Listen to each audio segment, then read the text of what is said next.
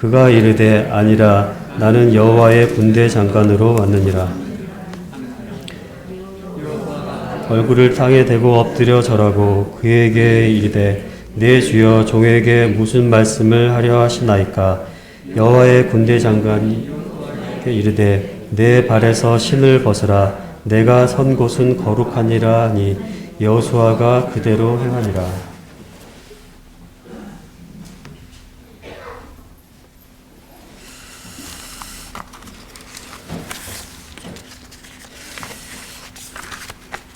네, 이스라엘 백성들이 출애굽한 후에 제1세대의 사람들은 그 하나님의 그 치심을 받아서 광야길에서 모두 그 몸이 엎드려져 죽고, 그 광야길에서 태어난 제2세대의 사람들이 이 광야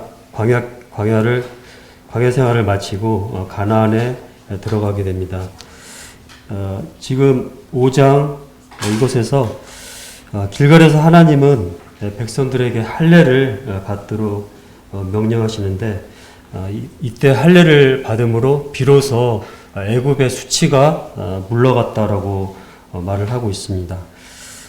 하나님의 백성이라고 말하면서 또 이미 몸은 가나안 땅에 들어왔는데 하나님의 백성된 표가 없는, 이 할례 받은 적이 없는 이 광야길에서 태어난 이 세대의 사람들에게 그 하나님이 백성이면서 그 표가 없는 그 어정쩡한 그런 상황이 벌어지게 됐습니다. 그 하나님의 백성이라고 말하면서 하나님의 자녀가 되었다고 말하면서 그 하나님의 그 백성된 표를 보일 수가 없는 그 어정쩡한 불분명함, 그 불안정함이 이 백성들에게 있었습니다. 그 여기서 애굽의 수치가 물러갔다라고 나오는데요.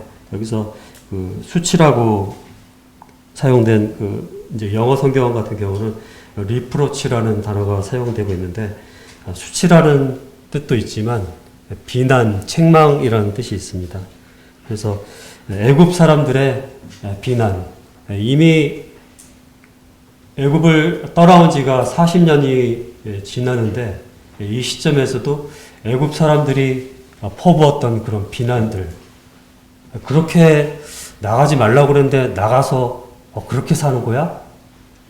애굽에 있을 때는 그래도 고기도 먹고 파도 먹고 부추도 먹고 먹었는데 먹을 것도 없이 그렇게 무사맞게 사는 거야? 네가 하나님의 자녀가 됐다고 말을 하면서 아직도 너에게 죄가 있는 거야? 거룩해졌다고 말을 하면서도 지금도 여전히 죄를 짓고 있는 거야? 이런 여러 가지의 애굽이 주는 그런 비난들이 이 세대 사람들에게 여전히 있었습니다. 그래서 이 애굽에서의 삶을 경험하지 못한 이 광야에서 난 이 백성들에게 있어서 애굽에서의 그 삶이 얼마나 힘들고 그 죄 아래서 하루라도 사는 것이 얼마나 힘들고 얼마나 고통스러운지, 그 허리에 허리띠를 메고 지팡이를 짚고 그 발에 신발을 신고 급히 먹고 빨리 탈출해야만 되는 것이 그 죄 아래서 신음하며 고통하고 살았던 그 삶인데, 그 삶을 경험하지 못한 이 세대의 사람들에게 가나안에 이미 들어왔지만 하나님의 자녀가 되었다고 말을 하지만 그 백성된 그 표를 보일 수 없는, 그 할례 없는 자가 된 그런 어정쩡함이 이 백성들에게 있었습니다. 그래서 차라리 지금이라도 애굽으로 돌아가는 게 낫지 않을까? 저 가나안에 들어가서 저 강한 백성들을 우리가 물리치고 이길 수 있을까? 그런 갈등 가운데서 하나님의 백성된 표는 없는 이런 수치됨이 이 하나님께서 할례를 베푸심으로 이제 굴러갔다. 길갈이라고 말씀을 해주시고 계십니다. 그 반죽을 발교되지 못한 그 반죽을 이고 급히 이렇게 나올 수밖에 없는 그 애굽의 삶이 정말 얼마나 힘든 삶이었으면 그것들을 뒤로하고 빨리 나올 수밖에 없었던 그런 1세대의 고통을 2세대는 경험하지 못하고 너무나도 어떻게 보면 쉽게 이 땅을 차지할 그 길 가운데 서 있습니다.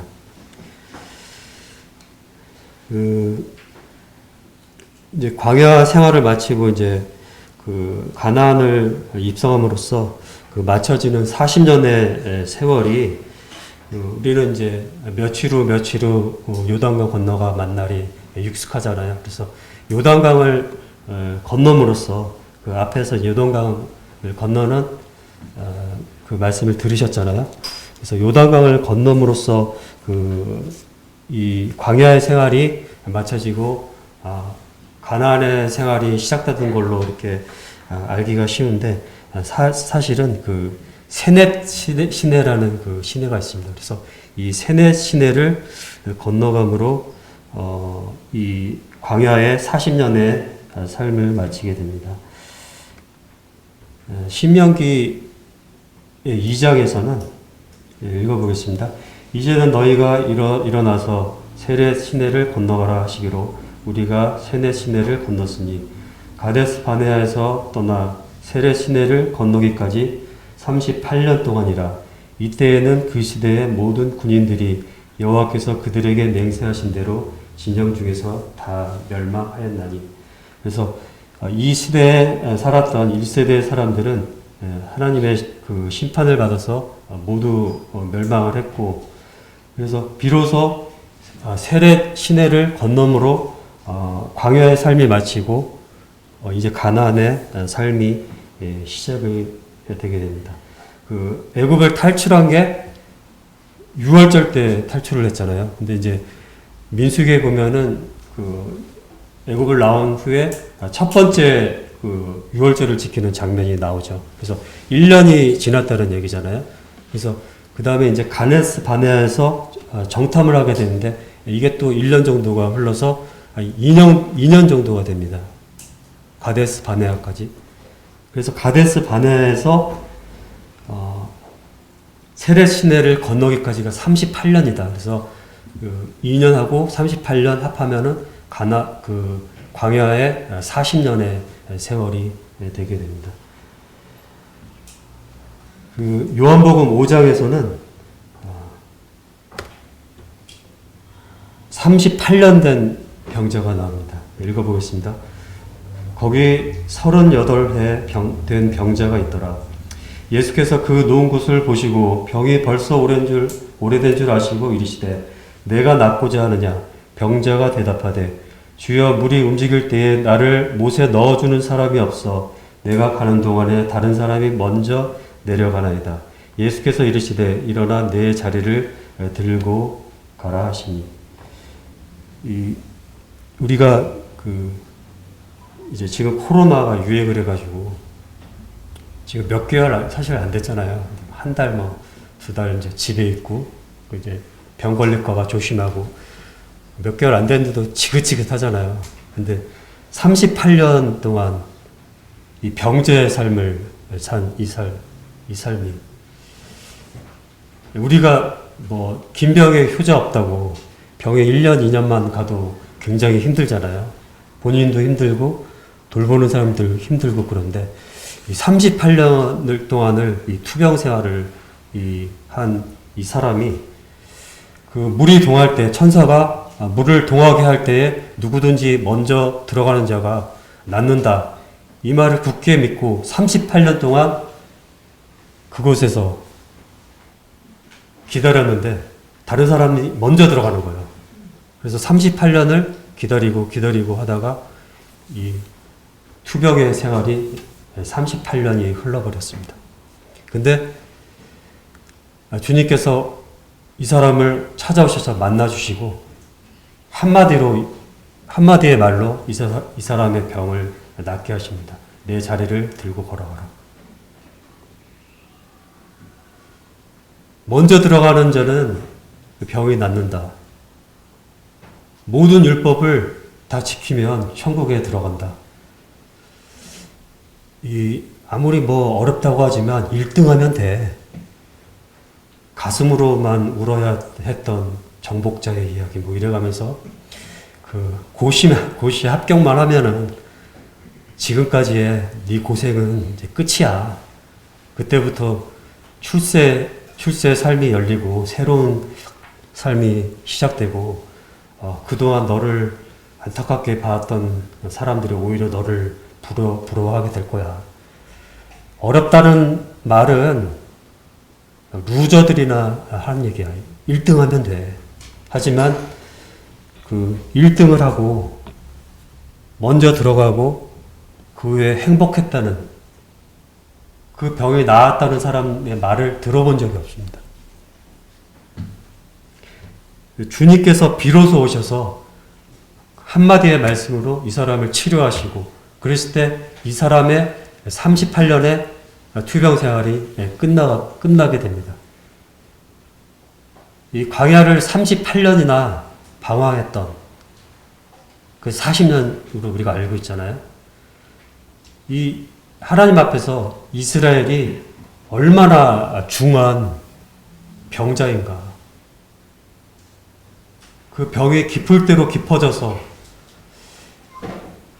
1등을 해도 치료할 수 없는 그런 중병에 걸린 그런 삶의 모습이 광야에서 38년 동안 방황했던 이스라엘 백성들의 삶의 모습입니다.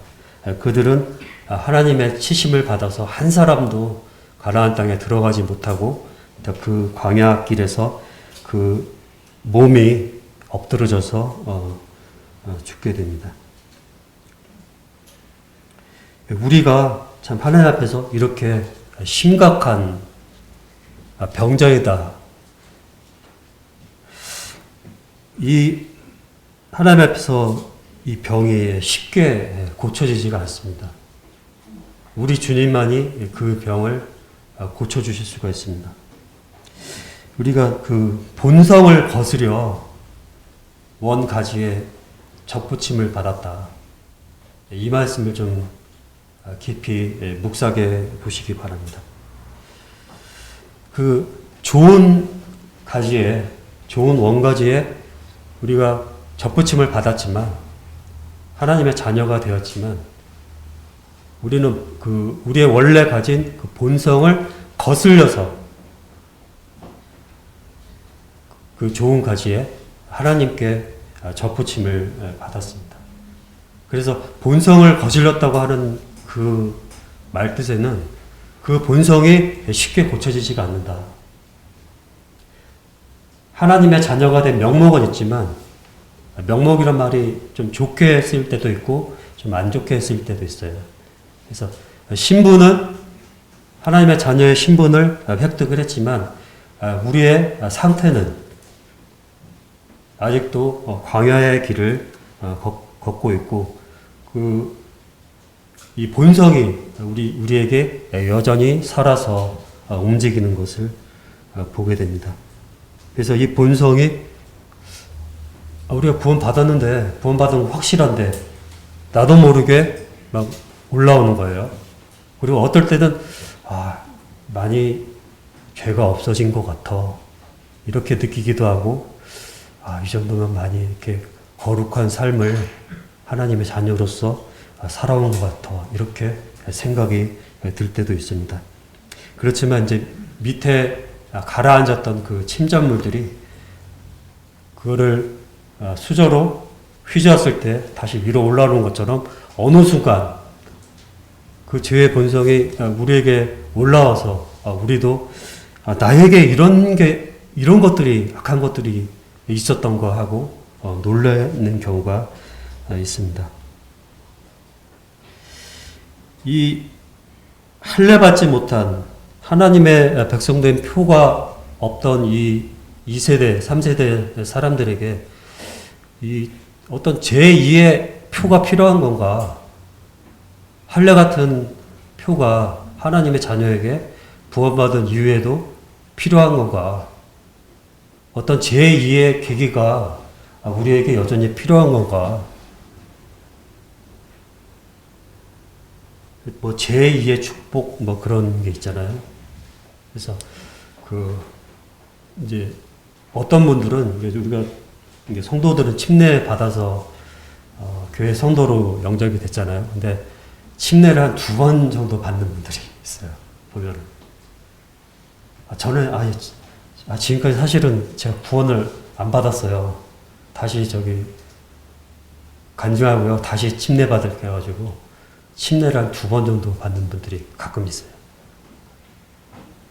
그 전까지 구원 받았다고 고백을 했던 거예요. 근데 그동안 죄와의 갈등이 굉장히 심했던 거죠. 그 안에서. 그래서 내가 구원받은 거 맞나? 계속 이런 갈등 속에서 살다가 어떤 계기가 있었겠죠.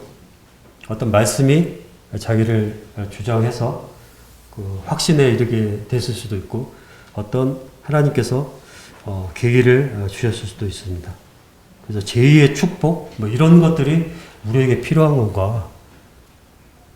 인터넷에서 그 제2의 축복을 이렇게 쳐서 검색을 해보시면 금슬 좋은 연예인 부부가 둘째가 생겼다 뭐 이런 것밖에 안 나와요.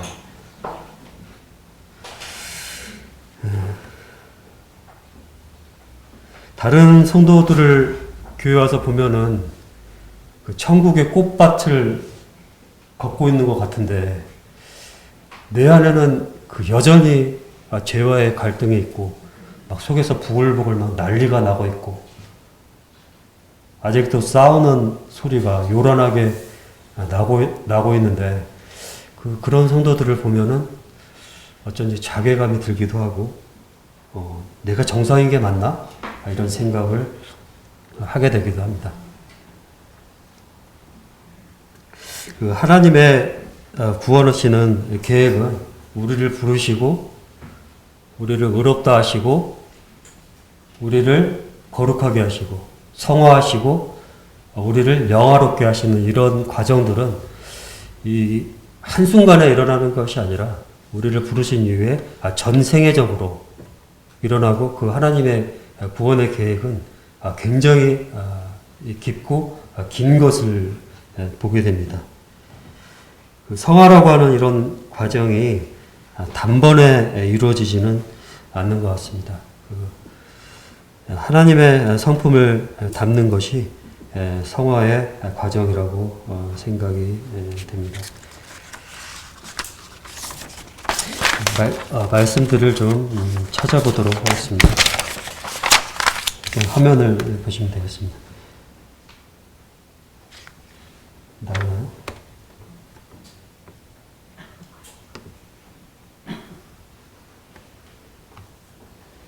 네. 같은 여호수아 11장 23절인데요. 이와 같이 여호수아가 여호와께서 모세에게 말씀하신 대로 그 온 땅을 점령하여 이스라엘 지파의 부분에 따라 기업으로 주매 그 땅의 전쟁이 그쳤더라. 여호수아 14장 15절에서는 헤브론의 옛 이름은 기럇 아르바라. 아르바는 아낙 사람 가운데에 가장 큰 사람이었더라. 그리고 그 땅의 전쟁이 그쳤더라.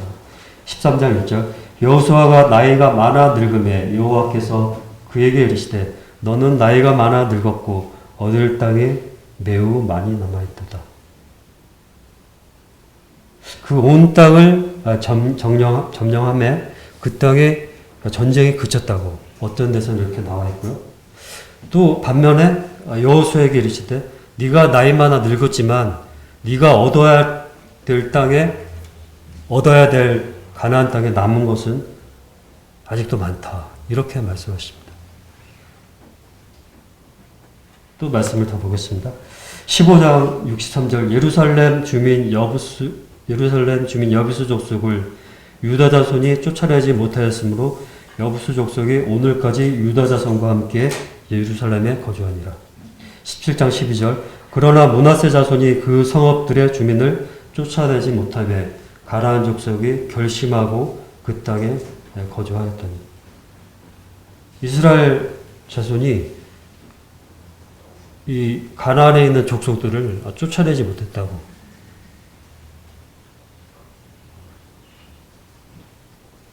그 가나안 족속이 결심하고 그 땅에 거주했다고. 우리가 우리 죄와 계속 싸우고 있지만 어떤 죄는 이 결심하고 이렇게 완전히 이 부착된 것처럼 쉽게 떨어지지 않는 죄가 사람마다 있습니다. 그래서 나는 이런 거는 다 순종이 잘 되는데 이거는 나는 잘 안 돼. 그런 죄들이 사람마다 다 있습니다. 그래서 그 죄를 쫓아내지 못하는. 요한일서 1장 8절에서는 만일 우리가 죄 없다고 말하면 스스로 속이고 또 진리가 우리 속에 있지 아니할 것이요.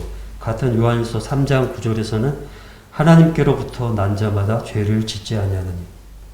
어떤 데서는 죄 없다고 말하면 스스로 속인다고 말을 하고 있고 어떤 데서는 하나님께로부터 난 자마다 죄를 짓지 않는다고. 굉장히 혼란스러운. 그래서 신분과 우리 현재의 상태 사이에 있는 우리에게 굉장히 갈등을 일으키는. 어떤 데서는 다 쫓아냈다고 말씀하셨고 어떤 데서는 많이 남아있다고 이렇게 말씀하십니다. 말씀 더 보겠습니다. 사사기에서는 1장 29절 에브라임이 게살에 거주하는 가나안 족속을 쫓아내지 못하며 가나안 족속이 게살에서 그들 중에 거주하였더니. 여러 이제 그 이스라엘 족속들이 있잖아요. 민족들이 있잖아요. 근데 그 민족마다 다 쫓아내지 못하는 그런 족속들이 있어요. 여러 말씀이 있지만 몇 구절만 이렇게 뽑은 거예요. 사사기 3장 1절에서는 여호와께서 가나안의 모든 전쟁들을 알지 못한 이스라엘을 시험하려 하시며 이스라엘 자손의 세대 중에 아직 전쟁을 알지 못하는 자들에게 그것을 가르쳐 알게 하려 하사 남겨두신 이방 민족들은. 이 이스라엘 백성들이 그 가나안 민족들이 너무 강하고 어떤 민족은 철병거를 가지고 너무 강하기 때문에 어떤 민족은 안악 자손이기 때문에 거인이기 때문에 그들이 강해서 쫓아내지 못한 건가요? 아니면은 하나님께서 남겨두신 건가요? 사사기 3장 1절에서는 그 세대 중에서 전쟁을 알지 못하는 그 자손들에게 전쟁을 가르쳐 알게 하시기 위해서 하나님께서 남겨두셨다. 이렇게 말씀해 주시고 계십니다. 어떤 데서는 쫓아내지 못했다. 백성들이. 어떤 데서는 하나님께서 남겨두셨다. 어떤 게 맞는 건가요?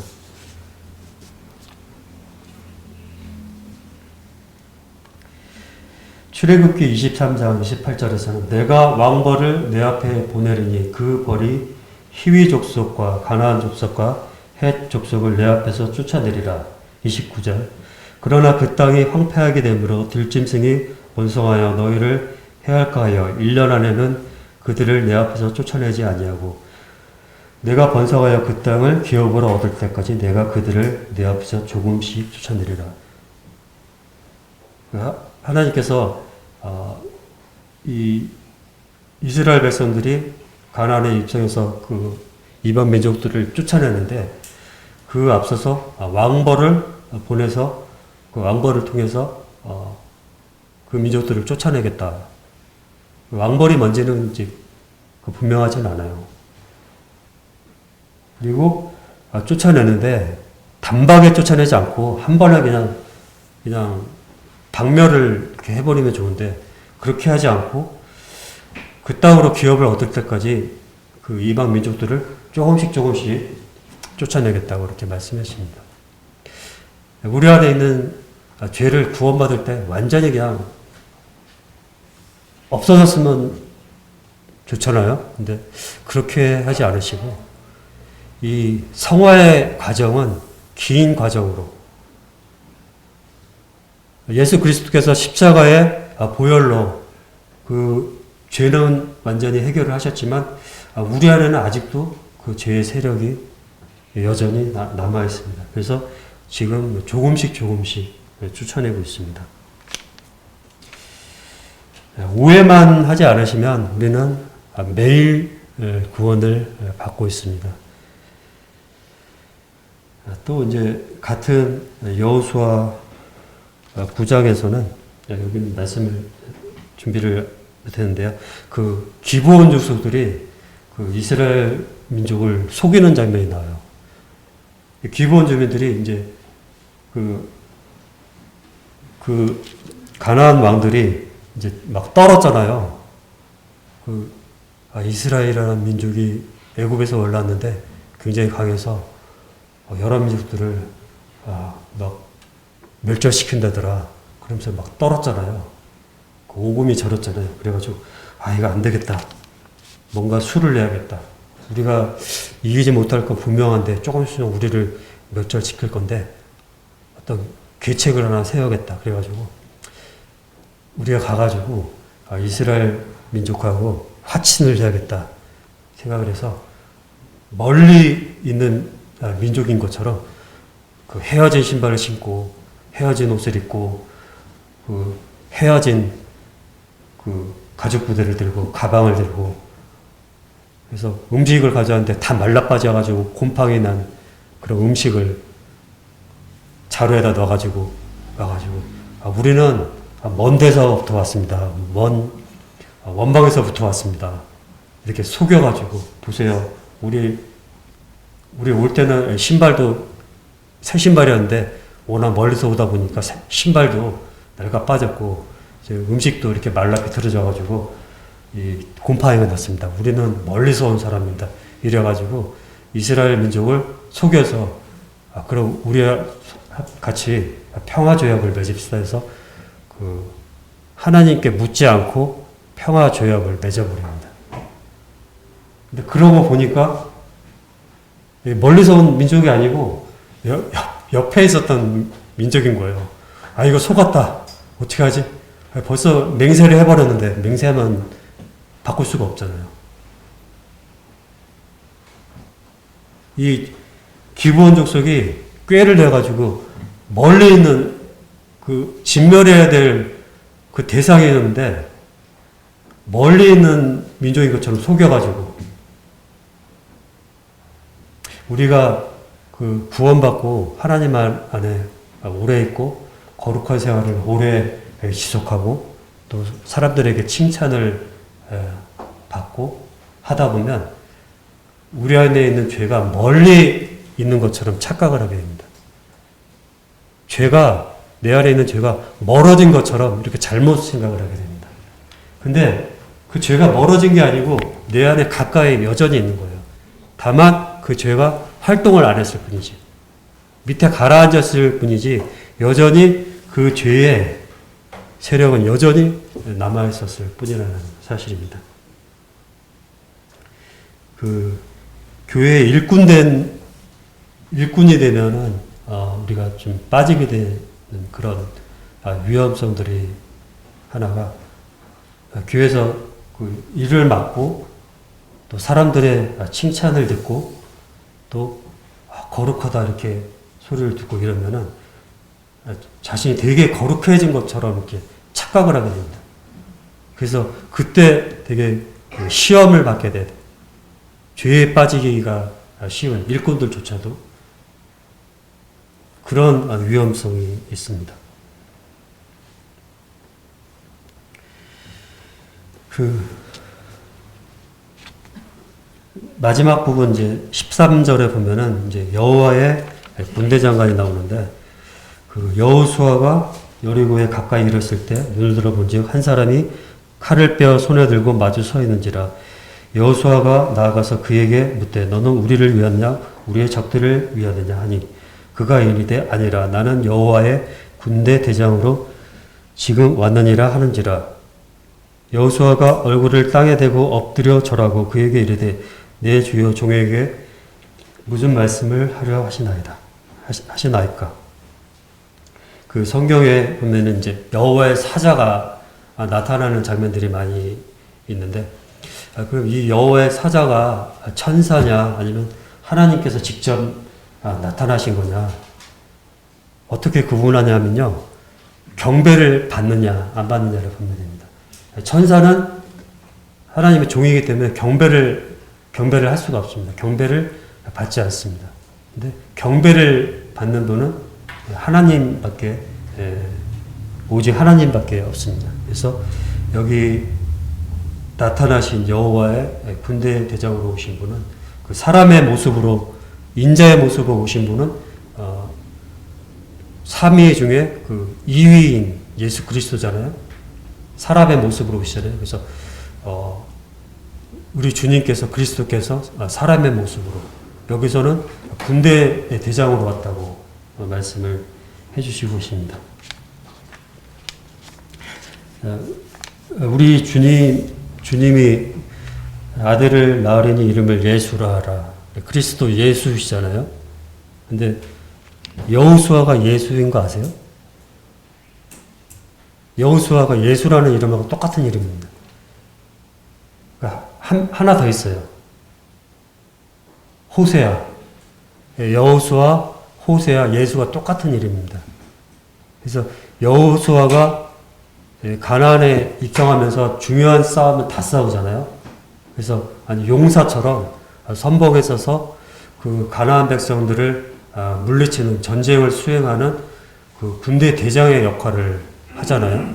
근데 이 여호수아 앞에, 군대 대장의 역할을 한 여호수아 앞에 내가 군대 대장으로 왔다고, 이 싸움에서, 가나안 족속과 싸우는 이 싸움에서 내가 군대 대장이다, 네가 아니다, 내가 군대 대장이라고 주님께서 나타나서 말씀을 하십니다. 우리가 영적인 싸움에서 잘못하면은 내가 싸우고 하나님께 묻지 않고, 하나님께 의지하지 않고 내가 쉽게 결정 내리고 내가 싸우게 되기가 쉽습니다.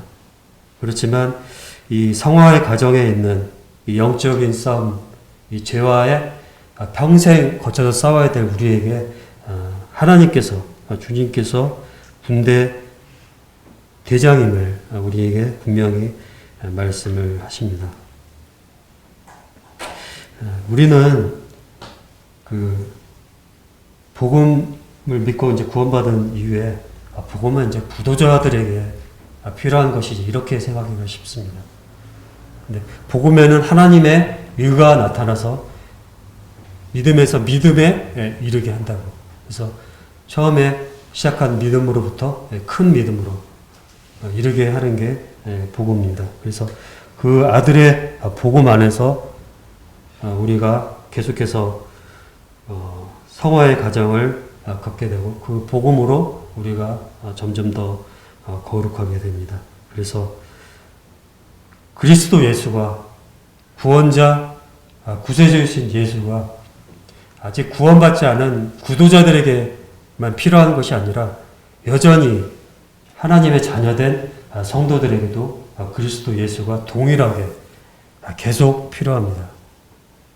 하나님의 은혜가 구원받은 이후에도 영적인 싸움을 싸우고 있는 우리에게 그리스도께서 함께 싸우시는 그 싸움이 아니면 우리는 패배할 수밖에 없는 그런 연약한 자입니다.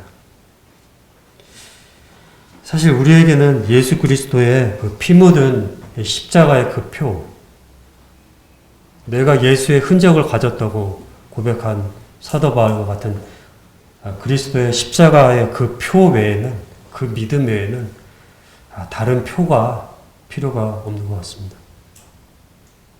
사람마다 또 하나님께서 주시는 또 뭐 특별한 계기가 있기도 하잖아요.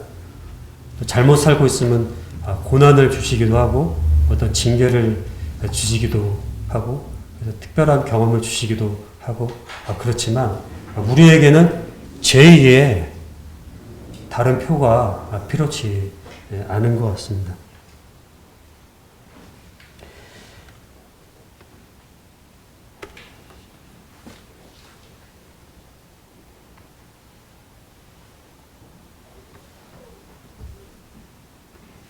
고린도후서 4장 7절에서는 우리가 이 보배를 질그릇에 가졌으니 이니 심히 큰 능력은 하나님께 있고 우리에게 있지 아니함을 알게 하려 함이라.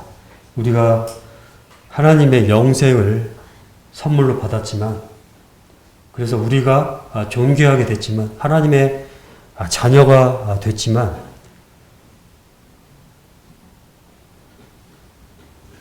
우리는 다만 질그릇일 뿐이고, 질그릇은 그렇게 보기 좋은 그릇이 아니잖아요. 우리는 질그릇에 불과할 뿐이고, 질그릇 안에 보배가 있기 때문에 우리가, 질그릇인 우리가 존귀하게 된 것입니다.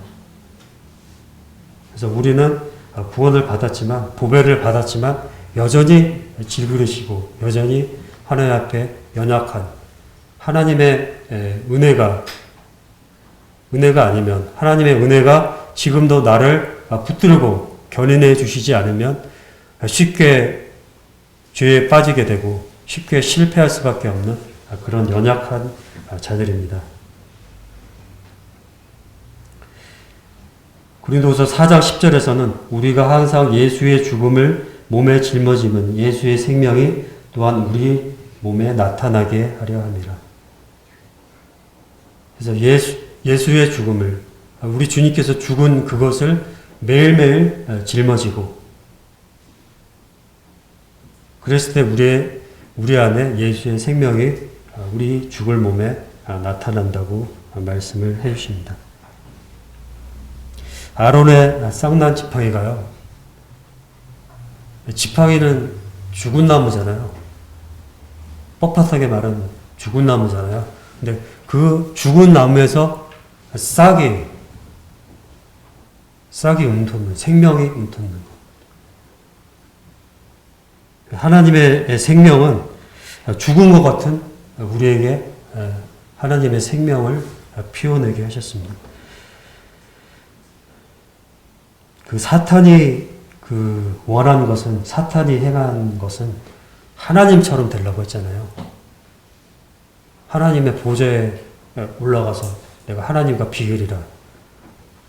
단박에 하나님의 위치를 차지하고자, 하나님이 가지신 그 경배를 자기가 차지하고자, 그래서 반역의 방법으로, 하나님을 대적하는 방법으로 하나님의 위치에 올라가고자 했던 게 사탄의 범죄입니다. 그 왕이 되려고 하는데 구테타를 일으켜가지고 왕을 제거해가지고 자기가 왕이 되면 단박에 왕이 되잖아요. 어떤 사람은 이제 평민이었는데 이렇게 열심히 이제 노력하고 전쟁에서 싸우기도 하고, 그래서 조금씩 올라가다 보니까 백성들이 이 사람에게 인덕이 있다, 그래서 사람들이 추대하고 그래가지고 평생 이제 고생 해가지고 나라를 만들어서 왕조를 열어가지고 이렇게 왕이 되기도 합니다. 근데 사탄이 원하는 거는 단박에 하나님처럼, 그래서 사람에게도 네가 하나님이 되라. 선악과를 따먹음으로 단번에 하나님이 되라. 근데 하나님처럼 되는 게 얼마나 그것이 어렵고 그 영광이 대단하고 그 위치가 아무나 받을 수 없는, 이제 우리가 하나님의 자녀가 됨으로 이제 하나님처럼 되어가는 과정이 있는데, 그 하나님의 자녀가 된다고 하는 게 얼마나 그 가치가 크고 얼마나 어려운 일인지, 쉽게 받을 수 없는 것인데 아담이 태어나자마자 후계자가 됐습니다. 아무런 공로도 없이, 아무런 노력도 없이. 그게 얼마나 소중하고 큰지를 알지를 못했습니다.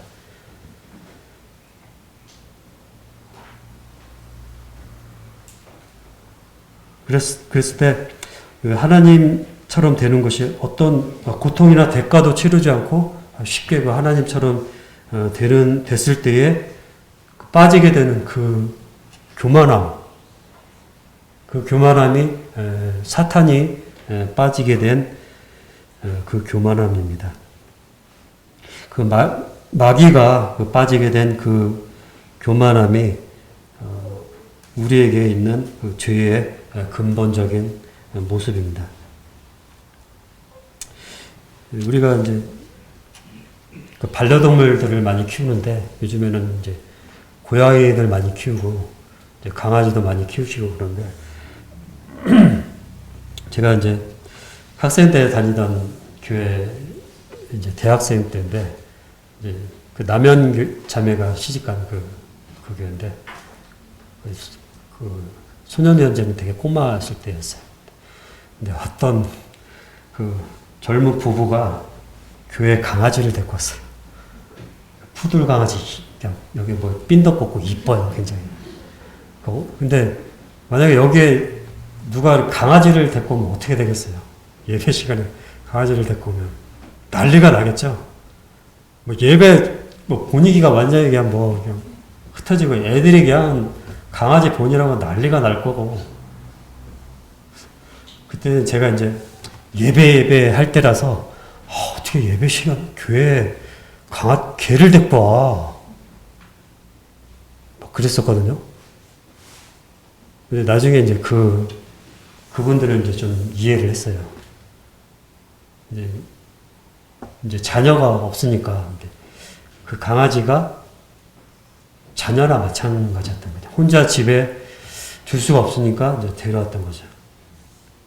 그래서 뭐 요즘에 이제 반려동물 키우면은 나 엄마 왔어 막 이러잖아요. 이제 부모처럼 뭐 뽀뽀도 하고. 그 강아지가 자기를 뭐라고 생각할까요? 나는 그래봤자 개야. 뭐 그렇게 생각할까요? 이렇게 사람은 거의 아들인데 때 되면 간식도 주고 물도 주고 목욕도 시켜주고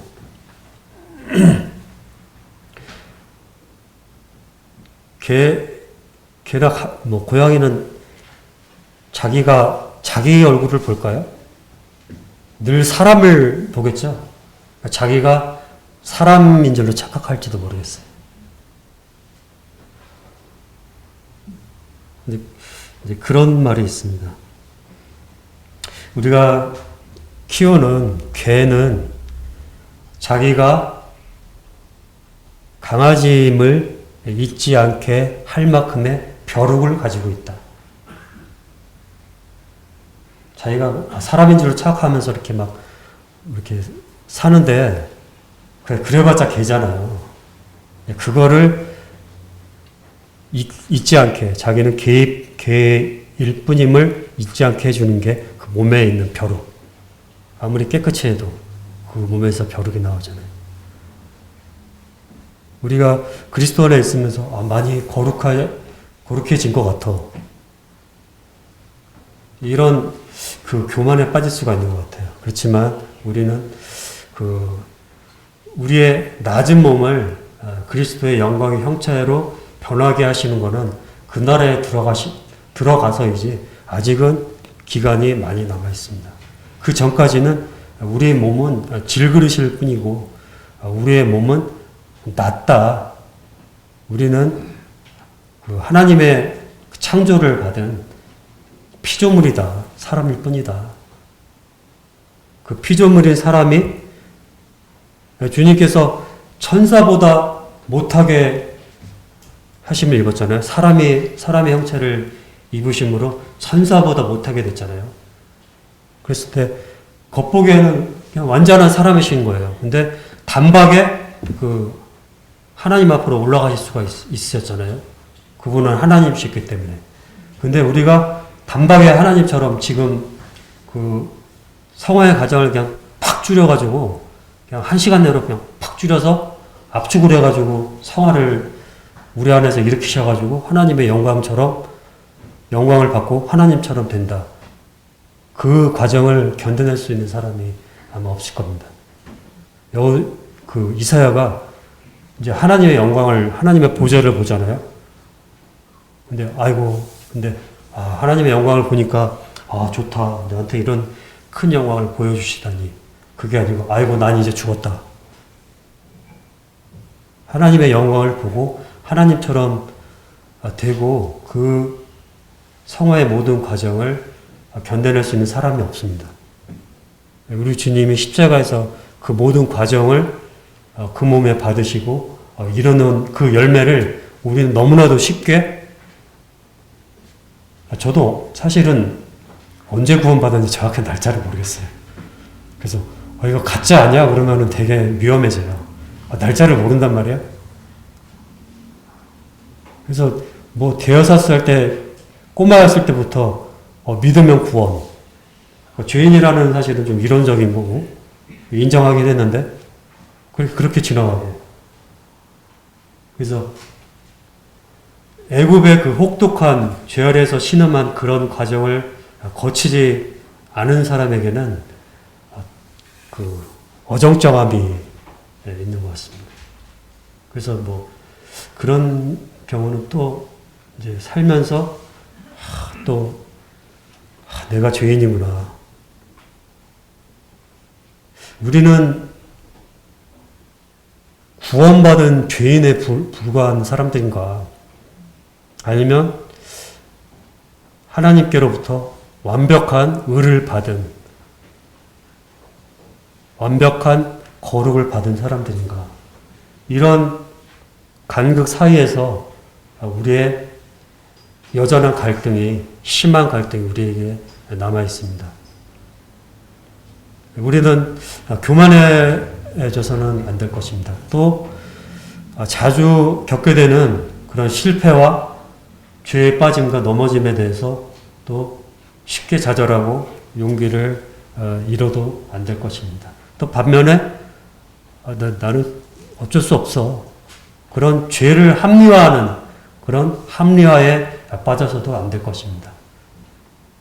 그래서 자신이 어떤 죄인지 하루도 주님의 은혜가 없으면 죄에 빠질 수밖에 없는 그런 자임을 인식하고 매일매일 그 예수의 죽음을 몸에 짊어지고 자기를 부인하고 하나님을 따라가는 이런 삶을 매일매일 살지 않으면 우리는 쉽게 죄에 빠질 수밖에 없는, 여전히 그 복음이 주는 그 능력과 믿음에서 믿음에 이르게 하는, 의에서 더 큰 의에 이르게 하는 하나님의 그 의와 성화의 능력을 경험하면서 살지 않으면 우리는 연약한, 그냥 구원받은 죄인에 불과한 그런 삶을 살 수밖에 없을 것이라고 생각이 됩니다. 말씀을 같이 읽고 마치겠습니다.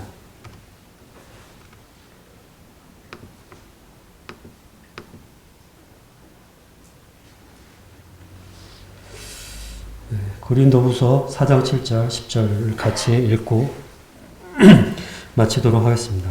시작. 우리가 이 보배를 질그릇에 가졌으니 이는 심히 큰 능력은 하나님께 있고 우리에게 있지 아니함을 알게 하려 함이라. 우리가 항상 예수의 죽음을 몸에 짊어짐은 예수의 생명이 또한 우리 몸에 나타나게 하려 함이라. 기도 드리고 마치도록 하겠습니다.